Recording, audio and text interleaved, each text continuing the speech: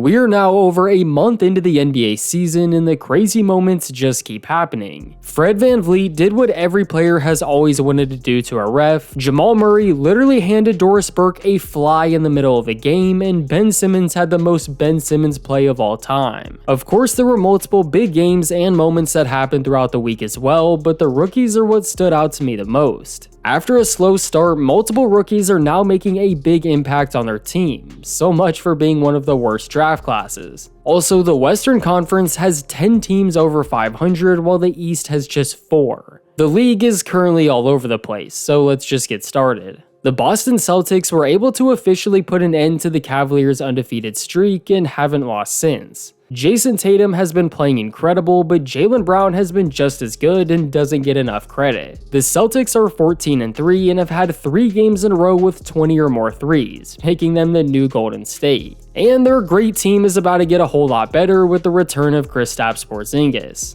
Although the Cavaliers' win streak ended at 15 games, they still have the best record in the league at 17-1. Darius Garland had one of his worst performances ever, and they were missing a few players, yet they still only lost by 3 points. They'll get their chance for revenge on December 1st, but this time in Cleveland. They still have the #1 offense in the league while also having a top defense. All they need to do now is trade everyone and rebuild around Ty Jerome. The Warriors are tied with the Thunder for the next best record in the West at 12-4. They're still doing better than most people thought they would, and Steph isn't even having to hard carry the team. Almost all of their losses have been close, and they've shown that they can compete with any team in the league. Although DeAnthony Melton will now be out for the entire season with a torn ACL. Like the Celtics, the Thunder have gotten a lot better with the return of Isaiah Hartenstein. He couldn't have come back at a better time with the injury to Chet Holmgren and immediately had a double-double in his debut game. Shea and Jalen have been the clear leaders on offense, but they also hold the best defensive rating in the league right now. They have a few tough games in a row coming up here soon, so we'll see what this new look Thunder can do now that they actually have a center again. Just like last week, the Rockets still have the 5th best record in the NBA right now at 12-6. They just had some big wins over the Bucks and Pacers. Despite not having the most big-name superstars, the Rockets have one of the best young cores. Sengun is leading the team in almost every category, and their lockdown duo of Terry Eason and Amen Thompson is always fun to watch.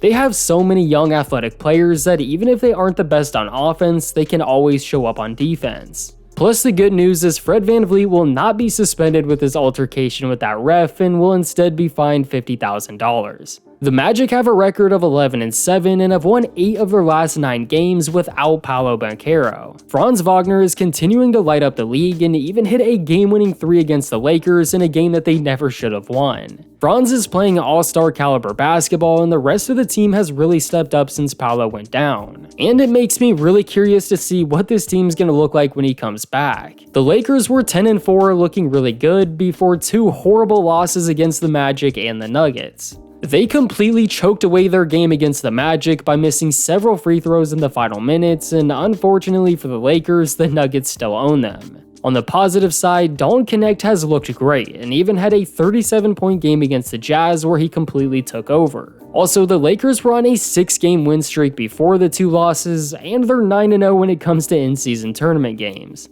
The Clippers are 11-7 and are currently on a 5-game winning streak, which includes big wins over the Warriors, Magic, and Kings. They've looked really solid on offense, which you would assume with James Harden, but it's been their defense that's winning them games. They've held their opponents to under 100 points in their last 4 games, and in today's NBA, that's extremely impressive. I mean, they held the Kings to 29 points in an entire half. I truly have no idea what this team's gonna look like if Kawhi can ever come back healthy. The Nuggets are 9-6 and Jokic just made his return to the team. They lost a super close and fun to watch game against the Mavericks in his first game back, but then they avenged the loss with a blowout win over the Lakers. I don't know what it is, but Michael Porter Jr. could be in the biggest slump of his life and will somehow always show up when he plays the Lakers. Westbrook also played really well, but of course they were led by a 30-point triple-double from Jokic, who again did it while being guarded by one of the league's best defenders. Plus, Jokic almost made the greatest shot of all time, tipping a ball 90 feet away from the basket. The Knicks continue to be a pretty up and down team. They'll beat some really tough teams, but then lose to some of the league's worst teams. Their offense is there basically every game, but they continue to struggle on defense. They've had some really high scoring performances and looked really good against the Suns. However, the very next game they lost to the Jazz by 15 points. They're sitting at 9-7 and they're one of the 4 teams in the East with a positive record. The Memphis Grizzlies are 10-7 and I honestly don't even know how. Ja Morant has been out several games since getting hurt against the Lakers, but that hasn't stopped them from winning at all. They've gone 5-3 since he got hurt, which isn't amazing, but considering they're missing their best player, it's pretty impressive. Jaren Jackson Jr. has obviously been really good, but it's guys like Scottie Pippen Jr., Aldama, and Jalen Wells who have really stepped up.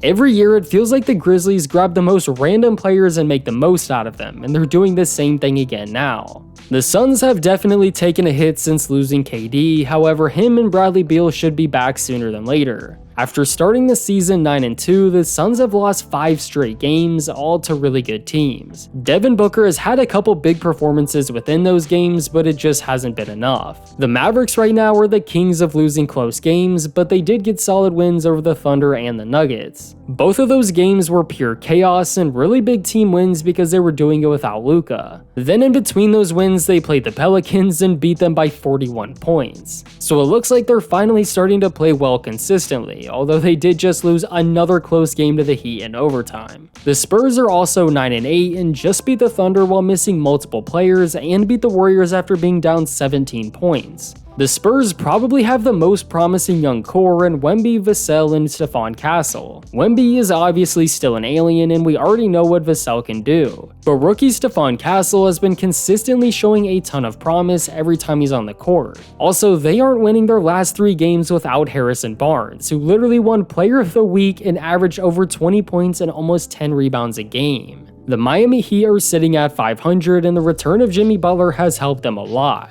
Tyler Hero was picking up the slack while he was out, but since returning, Jimmy's had back-to-back 30-point games. That includes a dunk to send the Mavericks game into overtime, which they would later win. We'll see what they look like going forward now that the team is mostly healthy and finally gaining some momentum. The Timberwolves are also sitting at 500 and have lost 5 of their last 7 games, with multiple losses coming from teams with losing records. They started the season looking really promising, but since then the team has been struggling. On the bright side, Anthony Edwards is still Steph Curry with a 40-inch vertical, and their rookie Rob Dillingham had a really good game against the Celtics.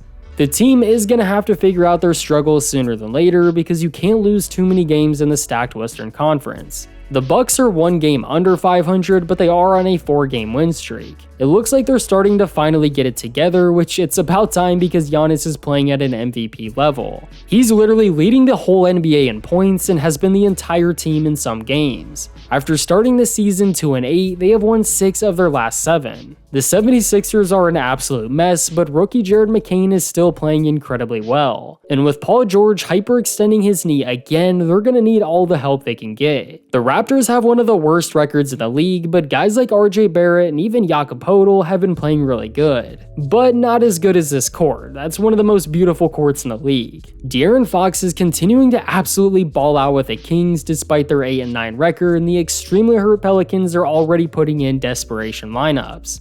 LaMelo Ball has been going crazy for the Hornets and even had a 50-point game on 38 total shots. The Hawks also have a super fun to watch young core, and the Wizards are now the worst team in the league and are currently on an 11-game losing streak. However, that about wraps everything up. The players of the week are Giannis, which is no surprise, and like I already spoiled earlier, Harrison Barnes, which is just awesome. But let me know what you think about week 5 in the comments, and please leave a like on the video, it helps me out a lot. Also, subscribe if you're new for more basketball videos just like this one.